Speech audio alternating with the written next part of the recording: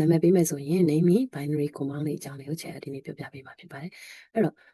binary compound ပေါ့နော် binary compound ဆိုတာကသူကနော် element နှစ်မျိုးပါတဲ့ compound လေးကို binary compound လေးလို့ခေါ်တယ်binary compound တွေကိုနာမည်ပေးမယ်ဆိုလို့ရှိရင်အဓိကအနေနဲ့နော်ဒီနာမည်ပေးနည်းတွေကိုမတင်ခင်ပေါ့နော်ဘာတွေကိုသိထားမလဲဆိုရင်ခြေလို့ရှိမှတင်ထားသလိုပဲ metal နာမည်တွေခွဲတတ်ရမယ်နော်ပြီးလို့ရှိရင်ဒီမှာ roman numeral ဆိုပြီးတော့မှရောမကနေလေးပေါ့နော်1ဆိုရင်လိုရောမ1 2 3 4 5 6 7 8 9 10အဲ့ဒါလေးကိုရေးတတ်ရပါမယ်နောက်တစ်ခုကဒါလေးကို roman numeral လို့ခေါ်ပြီးတော့မှဒါလေးကိုကျတော့ Greek prefix လို့ခေါ်တယ်အဲ့ဒါလေးက1ဆိုရင် mono 2ဆိုရင် mono ပေါ့နော်2ဆိုရင် di 3 tri 4 tetra 5 penta 6 hexa 6 hexa 7 hepta 8 octa 9 nona နဲ့10 deca ဆိုတော့တရားလေးကိုရှိတဲ့နောက်တစ်ခုသိရမှာကနော်ခုနကခြေပြောသလိုပဲ fixed oxidation နဲ့မှာရှိတဲ့နော်ဗာလေးတွေကိုလည်း element လေးတွေကိုသိရမယ် atom လေးတွေကိုသိရအဲ့တော့ hydrogen HK HNK ပြီးရင် CSNBAL ဆိုပြီးတော့မှဒါလေးတွေကကျတော့ fixed oxidation နဲ့မှာဆိုတော့တစ်ခုပဲပေါ့နော် oxidation နဲ့မှာတစ်မျိုးတည်းရှိတယ်နောက်တစ်ခုက variable oxidation နဲ့မှာတွေကဘယ်သူတွေလဲဆိုရင် MN တို့ FeSN PbCu mercury CpSN နော်အဲ့ဒါတွေဒီ variable oxidation နဲ့မှာတွေဖြစ်တယ်နော်အဲ့တော့ဒီမှာ fixed oxidation နဲ့မှာရှိတဲ့ element တွေနော် variable oxidation နဲ့မှာရှိတဲ့ element တွေအဲ့ဒါတွေကိုသိဖို့လိုပါသေးတယ်အဲ့တော့ဒီမှာဒီ binary compound တွေကိုနာမည်ပေးတော့မယ်ဆိုလို့ရှိရင် metal နဲ့ metal ခွဲတတ်ရမယ် roman numeral ဖြစ်တဲ့ရောမကနေရေးတတ်ရမယ်ပြီးရင် Greek prefix တွေဖြစ်တဲ့ mono တို့ di တို့နော်အဲ့လိုတွေခေါ်တတ်ရမယ်ပြီးရင် fixed oxidation number နဲ့ variable oxidation number ကိုလည်းခွဲတတ်ရမယ်နော်အဲ့တော့ဒီမှာခေါ်ဒီလေးကိုခြေရှင်းပါတော့မယ်ခေါ်ဒီလေးကတော့ binary compound တွေကိုတွေ့ပြီဆိုတာနဲ့ဘယ်လိုနာမည်ခေါ်မလဲပေါ့နော်အဲ့တော့နာမည်ပေးမယ်ဆိုလို့ရှိရင်ခြေတို့က binary compound ဖြစ်တဲ့အတွက်သူဒီနော်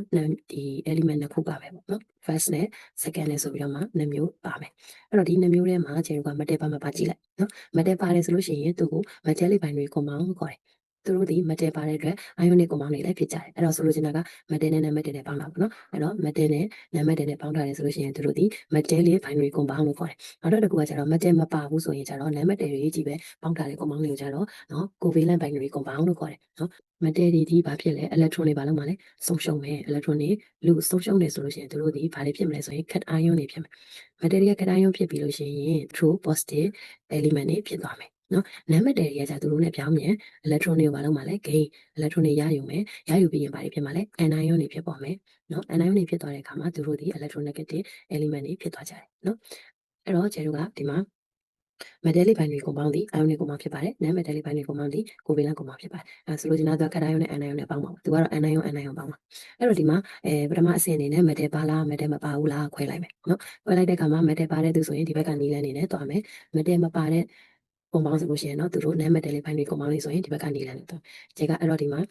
ဒီ compound တစ်ခုမှာနီးလန်းနှစ်မျိုးထပ်ခွဲပါတယ်ဒါပေမဲ့သူတို့နီလန်းနှစ်မျိုးထပ်ခွဲတဲ့ထဲမှာ fixed oxidation နဲ့မှရှိတဲ့သူဆိုလို့ရှိရင်တော့နီလန်းကတူတူပဲမို့လို့ခြေကဒီမှာတော့ပေါင်းပေးထားတာဖြစ်တယ်နော်အဲ့တော့ metallic binary compound ပဲဖြစ်ဖြစ် non metallic binary compound ပဲဖြစ်ဖြစ်နော်အဲ့လိုမျိုးဘယ် compound မဆို ionic ပဲစေcovalent ဖြစ်ဖြစ်အဲ့လို compound တွေမှာနော် first element က fixed oxidation နဲ့မှရှိနေတယ်ဆိုလို့ရှိရင်သူကိုဒီလိုလေးနာမည်ပေးမယ် name of the first ပထမ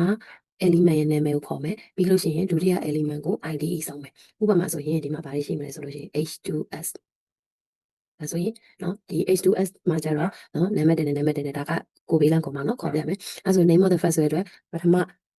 element ရဲ့နာမည်ခေါ်မယ် hydrogen ဒုတိယ element ကို sulfur ကို ID ပြောင်းမယ် sulfide ပြောင်းမယ်အဲဆိုရင် hydrogen sulfide လို့ခေါ်မယ်နော်နောက်တစ်ခုကကျတော့ BaCl2 မှာနော် metallic BA အဲ့ကကျတော့သူဒီ ionic binary compound metallic binary compound ဒါပေမဲ့သူကိုဘယ်လိုခေါ်မလဲသူဒီအရှိက BA ဒီ fixed oxidation နဲ့မှဖြစ်နေတဲ့အတွက်သူရဲ့ ဒီအောက်ရှေ့ဆုံး name of the first ပေါ့နော်ပထမ element နာမည်ကိုတိုင်းခေါ်လိုက်မယ် barium နော် barium နောက်က chlorine ကို ID ပေါင်းထည့်လိုက်မယ် chloride barium chloride အဲ့တော့ကျဲတို့ကနော်ပထမဦးဆုံးအနေနဲ့ဘာပဲဖြစ်ပါစေ first element ကိုကြည့်လိုက်လို့နော် fixed oxidation နဲ့မှဖြစ်နေတယ်ဆိုလို့ရှိရင်ဒီနီလန်းနာမည်ခေါ်မယ် binary metallic လား non metallic လားစဉ်းစားစရာမလိုနော်နောက်တစ်ခုက ALN အဲ့ဆိုလက်ရှိရှင်းလေးပဲ aluminium ဒီ phase oxidation နဲ့မှာပါတယ်အဲ့ဆိုလို့ရှိရင်ကျွန်တော်က aluminium nitride နော် aluminium nitride ခေါ်လိုက်ရမယ်နောက်တစ်ခုက CaO CA ဒီဘယ်ထဲမှာပါလဲfixed oxidation နဲ့မှာရှိတဲ့ထဲမှာပါတယ်အဲ့ဒါဆိုလို့ရှိရင် calcium oxide နော်အဲ့တော့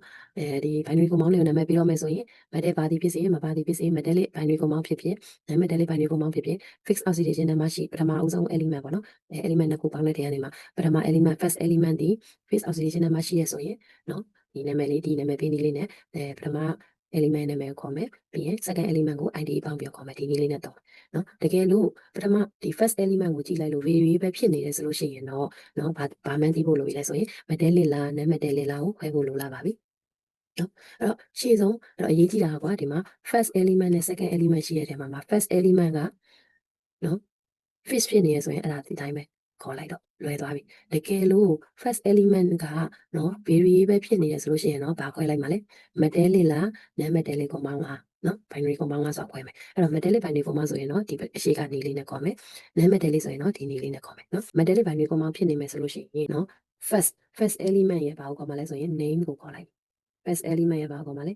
နာမည်ကိုခေါ်မယ်နော်နာမည်ခေါ်ပြီးလို့ရှိရင်အလဲကောင်မှာ oxidation number ကို Roman နော် Roman ခဏလေးနဲ့ Roman numeral လေးနဲ့ရေးမယ်ပြီးလို့ရှိရင်သူ့ရဲ့ပေါ့နော်သူ့ရဲ့ oxidation number လေးကိုနော်ဗာလဲရေးမှာလဲရောမခဏလေးနဲ့ရေးမယ်ပြီးလို့ရှိရင်မှနောက်က second ကိုမှဗာထည့်မှာလဲ IDE ပေါင်းထည့်မယ်ရေးမယ်ပေါ့နော်ဒီမှာဒီရှိကဒါ Roman လေးကမောင်းနေနော်အဲ့တော့ first name first element ရဲ့ name လေးကိုပဲခေါ်မယ်ပြီးရင်အနောက်ကမှသူ့ရဲ့ oxidation number လေးကို Roman number လေးထည့်ပြီးတော့မှ second ID ဆုံးမယ်ဥပမာဆိုလို့ရှိရင် FeCl2 နော် FeCl2 မှာဆိုရင်ချက်ခုနကတင်သွားတဲ့ချက်ရှိမှတင်ခဲ့တဲ့ oxidation number အတွက်နေလေးတွက်ကြည့်မယ်နော် chlorine ဒီ -1 ဆိုတော့ဒီမှာ +2 -2 Fe ဒီဘာဖြစ်မှာလဲ +2 ဖြစ်မှာအဲ့ဒါဆိုသူ့ရဲ့ oxidation number က2ဖြစ်တဲ့အတွက်ဘယ်လိုခေါ်မှာလဲ ion နော် Fe ဒီပါလဲ ion ဒီမှာ2ဖြစ်တဲ့အတွက် Roman number လေးနဲ့2 ion 2 chlorine မဟုတ်ဘဲနဲ့ chloride နော်အဲ့ဆိုလို့ရှိရင် ion 2 chloride လို့ခေါ်တာဒီမှာ chlorine နှလုံးပါလို့ခေါ်တာဟုတ်လားမဟုတ်ဘူးနော်အဲ့တော့ ion သူ့ရဲ့ oxidation number လေးကိုခေါ်တာပါနော် ion 3 chloride ဒါဆိုရင် ion 3 chloride ဖြစ်တယ်နောက်တစ်ခုကနော် PbO မှာဆိုလို့ရှိရင် oxygen ရဲ့ oxidation number က-2အဲ့ဆိုရင် Pb ရဲ့ oxidation number က+2ဖြစ်မှာအဲ့ဆိုကျတော့ဘယ်လိုခေါ်မလဲ Pb ရဲ့ first name ကိုခေါ်မယ် lead ဒီမှာ oxidation number က2ဖြစ်တဲ့အတွက်သူ့ Roman ကဏ္ဍလေးနဲ့ 2 lead 2 oxide နော်အဲ့လိုခေါ်မယ်နောက်တစ်ခုက CuO အဲ့ဆိုရင်ကျတော့ O က-2ရှိတယ်နော်သူရဲ့ oxidation number က-2အဲ့ဆိုရင် copper ဒီ +2ရှိမယ်အဲ့ဆိုရင် copper နာမည်ခေါ်မယ် copper ဒီမှာ oxidation number ကဘယ်လောက်ရှိလဲ2အဲ့ဆိုရင် copper 2 oxide ဒီမှာ CuO မလို့ copper 1 oxide မဟုတ်ဘူး copper 2 oxide ဖြစ်တယ်နော်ရမလား Cu2O ကိုじゃဘယ်လိုခေါ်မလဲ Cu2O မှာ oxygen ကဒီမှာ-2ဒီဘက်မှာ +2ဖြစ်သွားပြီဒါပေမဲ့ဒီမှာ Cu ကနှလုံးဖြစ်တဲ့အတွက်နှစ်နဲ့စားတော့ Cu တစ်လုံးကိုဘယ်လောက်ဖြစ်သွားမှာလဲ +1 ဖြစ်သွားမှာအဲ့ဒါကိုသူ့ရဲ့ oxidation number က +1 ဖြစ်တဲ့အတွက်သူက copper 1 oxide oxidation number +1 ဖြစ်တဲ့အတွက် copper 1 oxide ဖြစ်ပြီးတော့မှသူကကျတော့ copper 2 oxide ဖြစ်တယ်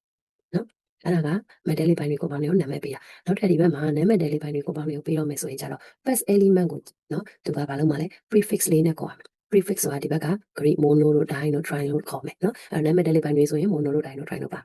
and 2 ကို 5 ထားပါတော့အဲ့ဆိုရင်ဒီမှာ prefix ဆိုတဲ့အတွက်ဒီမှာ nitrogen နှလုံးမို့လို့ dinitrogen နော် dinitrogen prefix ပြန်လာမယ်ဒီမှာ5လုံးဆိုတဲ့အတွက် pan oxide နော် pan oxide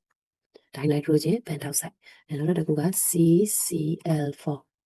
အဲ့တော့ဒီမှာချဲတစ်လုံးလေးဆိုလို့ရှိရင် mono လားအရှိမဆိုရင် mono ကိုထည့်ဖက်စရာမလိုဘူးသူဒီကာဗွန်နော်အရှိမတစ်လုံးလေးဆိုတဲ့ကာဗွန်ဒီမှာ4ဖြစ်တဲ့အတွက် tetra chloride ကာဗွန် tetra chloride နော်နောက်တစ်ခုက NO ဆိုရင် prefix က mono ဆိုထည့်စရာမလို nitrogen နောက်မှာကျတော့တစ်လုံးလေးဆိုတဲ့အတွက် mono ပေါ့ mono oxide နဲ့ပေါင်းလိုက်တော့ monoxide ဖြစ်သွားတာနော်အဲ့ဆိုလို့ရှိရင်ဒါကတော့ binary compound လေးတွေကိုနာမည်ပေးနေပါချဲ